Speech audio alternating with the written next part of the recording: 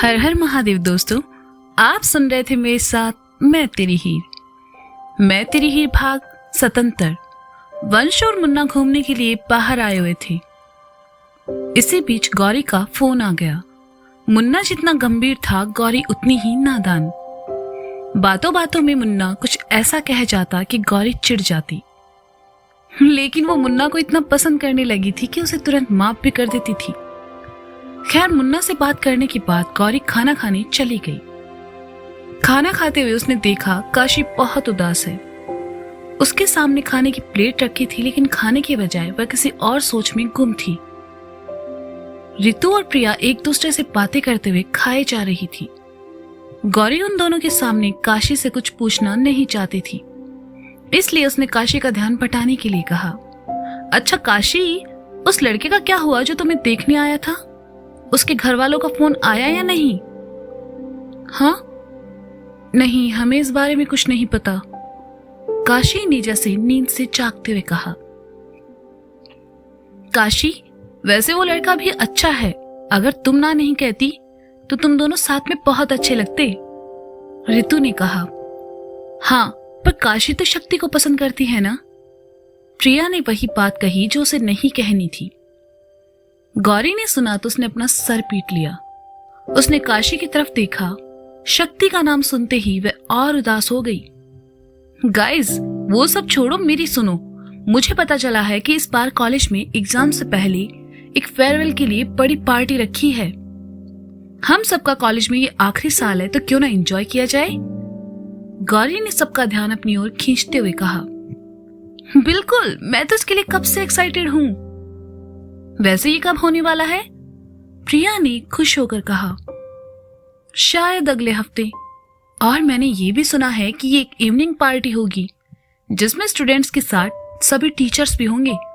है ना कमाल की न्यूज़? गौरी ने एक्साइटेड होकर कहा। हाँ, सच में बनारस ट्रिप से आने के बाद इतना अच्छा सरप्राइज, मैं तो बहुत खुश हूं, रितु ने कहा। हमें लगता है हम सबको पढ़ाई पर ध्यान देना चाहिए, काशी ने कहा। वो तो करेंगे ना। अच्छा, कॉलेज के बाद तुम क्या करने वाली हो काशी? रितु ने पूछा। हम सोच रहे हैं कॉलेज के बाद वापस बनारस चले जाएं, काशी ने बिना किसी भाव के कहा। और तुम्हारे मैनेजमेंट के कोर्स का क्या? रितु ने फिर सवाल किया। उसके बारे में हमने अभी कुछ सोचा नहीं है, काशी ने कहा। गौरी बस खामोशी से बैठकर काशी को देख रही थी। खाना खाकर काशी उठी और हाथ धोने चली गई। रितु और प्रिया वहीं बैठकर खाते हुए कॉलेज की पार्टी के बारे में बातें करने लगी। गौरी के पास काशी से बात करने का ये अच्छा मौका था। वह काशी के पीछे चली आई। हाथ धोकर काशी जैसे ही पलटी, गौरी उसे मिल गई। गौरी को देख काशी वहीं रुक गई। क्या हुआ है काशी? आखिर तुम इतना अपसेट क्यों हो? गौरी ने सवाल किया। हम ठीक है गौरी, काशी ने कहा। काशी, तुम सबसे झूठ बोल सकती हो लेकिन मुझसे नहीं। बताओ क्या बात है? गौरी ने प्यार से पूछा। काशी की आंखों से निकलकर आंसू उसके गालों पर लुढ़क आए। काशी ने नम आंखों के साथ गौरी को देखा और कहने लगी, हम उसे नहीं भूल सकते गौरी। वो हर वक्त हमारे दिमाग में घूमता है। हमने बहुत कोशिश की कि हम उसे भूल जाएं, उसके बारे में ना सोचें, लेकिन हम ये नहीं कर पा रहे हैं। हम उसे नहीं भूल पाएंगे। बस यही बात हमें बार बार परेशान कर रही है। गौरी ने काशी की आंखों में आंसू देखे तो उन्हें पहुंचते हुए कहा, सच में पागल हो तुम। तुम्हें उसे भूलने की जरूरत नहीं है। जहां तक मैं जानती हूं, तुम शक्ति को बहुत पसंद करती हो, और तो और तुम्हें उससे प्यार भी हो चुका है। हाँ, वो थोड़ा अजीब है, लेकिन मुझे लगता है वो जो कुछ भी कर रहा है जानबूझकर कर रहा है, शायद खुद को बुरा दिखाने के लिए। तुम ये कैसे कह सकती हो? काशी ने हैरानी से गौरी से पूछा। काशी, तुमने शायद उस दिन कुछ नोटिस नहीं किया। तुम्हारे भाई ने शक्ति को कितनी बुरी तरह से मारा, लेकिन शक्ति ने पलटकर एक भी वार नहीं किया। क्यों? क्योंकि वो देखना चाह रहा था कि तुम क्या करती हो। वो मुन्ना से मार खाता रहा, लेकिन उसने तुम्हारे भाई को नहीं रोका। जब तुमने अपने भाई को रोका तो वो मुस्कुरा उठा, क्योंकि वो जानता था कि तुम उसे अभी भी बहुत चाहती हो। काशी, मैं ये नहीं कहूंगी कि शक्ति पूरी तरह से अच्छा इंसान है, लेकिन तुम्हें उसे अपनी बात रखने का एक मौका देना चाहिए। उसके बाद तुम्हें जो सही लगे तुम कर सकती हो, पर इस तरह खुद को तकलीफ देना बंद करो, गौरी ने काशी को समझाते हुए कहा। काशी को एहसास हुआ कि अपने गुस्से के चलते उसने शक्ति की बात क्यों नहीं सुनी। काशी को अब शक्ति की चिंता होने लगी थी। उसकी आंखों के सामने शक्ति का गुस्से वाला चेहरा ना आकर वो मासूमियत से भरा चेहरा आने लगा, जब शक्ति उससे बात करने के लिए आया था और उससे अपनी बात कहने की रिक्वेस्ट कर रहा था। काशी की आंखों में एक बार फिर नमी उभर आई और उसने कहा, लेकिन मुन्ना भैया, उन्हें पता चला तो वो बहुत नाराज होंगे। कौन, मुन्ना? वो बहुत स्वीट है, उसकी चिंता तुम मत करो। जब उसे पता चलेगा तो देखना वो तुम्हें खुद शक्ति से मिलने को कहेगा। कहते हुए गौरी मुस्कुराने लगी। उसे मुस्कुराता देखकर काशी ने कहा, क्या बात है, तुम हमारे मुन्ना भैया की कुछ ज्यादा ही तारीफ कर रही हो। कहीं तुम हमारी भाभी बनने के बारे में तो नहीं सोच रही? हाँ, शायद नहीं, मतलब मेरा वो मतलब नहीं है। सच में वो अच्छा है यार। अब तुम अपना मूड ठीक करो और चलो। गौरी ने काशी की बाह पकड़कर उसे ले जाते हुए कहा। सॉरी, हम खामखा तुम सबको अपसेट कर रहे हैं, काशी ने कहा। कोई बात नहीं, दोस्तों में ये सब चलता है। वैसे मुझे तुमसे कुछ चाहिए था, गौरी ने एकदम से कहा। हाँ बताओ, क्या चाहिए? काशी ने कहा। वो दरअसल मुझे, मेरा मतलब वो, मुझे तुम गलत मत समझना, मुझे वो। गौरी कहने में हिचकिचा रही थी। अब बोलो भी, क्या चाहिए? काशी ने कहा। मुझे तुम्हारे भाई का नंबर चाहिए, गौरी ने जल्दी से कहा। ऐसा करते हुए उसका मुंह भी बन गया। काशी ने सुना तो पहले हैरान हुई और फिर मुस्कुरा उठी। गौरी ने धीरे से अपनी एक आंख खोली और मासूमियत से कहा, मिलेगा क्या? क्यों चाहिए? काशी ने अपने दोनों हाथों को बांधकर शरारत से पूछा। बस ऐसे ही, अगर कभी तुम फिर से अपसेट हुई तो मैं उसे फोन कर दूंगी, गौरी ने दूसरी आंख खोलते हुए कहा। ओ, मुझे लगा तुम्हें वो पसंद होंगे। खैर छोड़ो। कहते हुए काशी जाने लगी तो गौरी ने फिर जल्दी से कहा, अरे वो मुझे पसंद है। क्या कहा? काशी ने पलटकर पूछा। मेरा मतलब।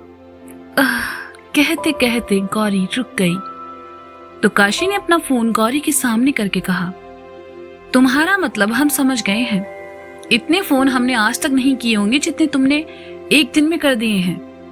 वैसे मैं आज से तुम्हें भाभी कहकर बुलाऊं या गौरी? तुझे तो मैं। कहते हुए गौरी काशी के पीछे भागने लगी। काशी, जो कि उदास थी, अब थोड़ा खुश थी और खिलखिला भी रही थी। गौरी को छेड़ने के लिए उसे एक अच्छा बहाना मिल चुका था।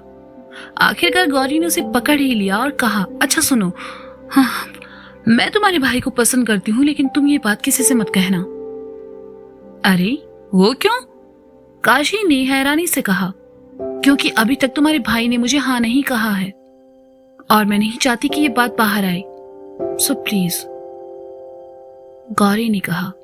ओ, ऐसा है क्या? ठीक है, हम नहीं बताएंगे, प्रॉमिस, काशी ने कहा।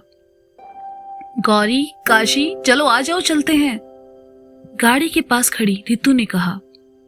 चले भाभी जी, काशी ने फिर गौरी को छेड़ते हुए कहा।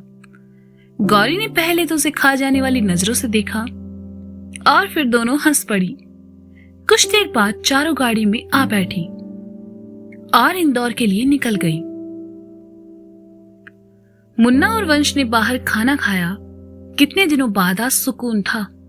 आज का बिल मुन्ना ने भरा और फिर दोनों रेस्टोरेंट से बाहर चले आए। गेट के बाहर एक लड़का आते जाते सब लोगों को पंपलेट दे रहा था। गेट के बाहर ही मुन्ना को उसका क्लासमेट मिल गया तो मुन्ना उससे बातें करने लगा। पंपलेट वाले लड़के ने एक कागज वंश की तरफ पे पढ़ा दिया। वंश ने कागज लिया और उसे पढ़ा। मुन्ना ने देखा उस कागज को पढ़ते हुए वंश की आंखों में एक चमक थी और फिर अगले ही पल वंश ने उस कागज को डस्टबिन में डाल दिया और पार्किंग की तरफ बढ़ गया। मुन्ना डस्टबिन के पास आया। उसने वो कागज उठाया जो कुछ देर पहले वंश के हाथ में था। मुन्ना ने उसे खोलकर देखा और मुस्कुरा उठा। उसने उस कागज को वापस अपने जेब में रख लिया। मुन्ना भी पार्किंग की तरफ चला आया और वंश के पीछे आ बैठा। उसने वंश को हग किया और कहा, इतना अच्छा भी मत बन तू। क्या क्या क्या क्या कहा तुमने?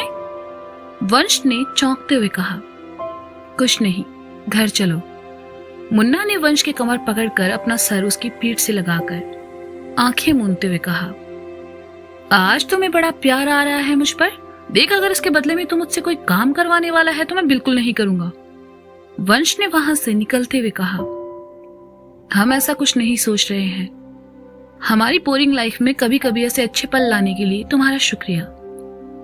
मुन्ना ने अपनी आंखें मूंदे मूंदे कहा, इसलिए कहता हूं थोड़ा बाहर निकला करो, दुनिया देखो। लेकिन तुम तो किताबी कीड़े हो। वंश ने कहा, अब थोड़ा शांत भी हो जाओ। मुन्ना ने कहा तो वंश मुस्कुरा उठा और मन ही मन खुद से कहने लगा, तुझे लगता होगा ये बाहर घूमना, नई नई जगह देखना, ये सब मेरे शौक है। नहीं, बल्कि ये सब मैं तुम्हारे लिए करता हूं मुन्ना। अपने सपने को लेकर तुम कितनी मेहनत करते हो ये मैं जानता हूं, इसलिए कभी कभी बाहर ले आता हूं ताकि तुम्हारा मूड अच्छा हो जाए और तुम कुछ पल अपने लिए जी सको। वंश के पीछे बैठे मुन्ना भी मन ही मन अपने मन में कहने लगा, हम जानते हैं ये सब तुम हमारे लिए कर रहे हो वंश। बड़े पापा की डांट सुनते हो, अपनी सारी पॉकेट मनी हम पर खर्च कर देते हो।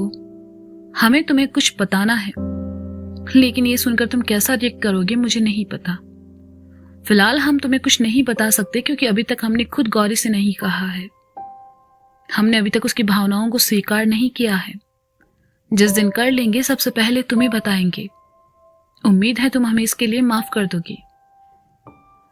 कुछ देर बाद वंश ने मुन्ना को घर छोड़ा और अपने घर निकल गया। घर आकर जब वह अपने कमरे में जाने के लिए सीढ़ियों की तरफ बढ़ा तो उसे गौरी की याद आ गई। वो मैं तुम्हारे लिए कुछ लेकर आई थी, रुको मैं लेकर आती हूं। गौरी की कही बात उसके कानों में गूंजने लगी तो वंश की नजर अपने हाथ में बंधे बैंड पर चली गई जो कि गौरी ने उसके लिए खरीदा था। वंश मुस्कुरा उठा और ऊपर अपने कमरे में चला आया। कमरे में आकर उसने कपड़े बदले और बिस्तर पर लेट गया। लेटे लेटे वह गौरी के बारे में सोचने लगा। गौरी के साथ बिताया पल एक खूबसूरत याद बनकर उसकी आंखों के सामने घूम रहा था। वंश गौरी को पसंद करने लगा था और साथ ही इस बात से भी अनजान था कि मुन्ना भी गौरी को पसंद करता है।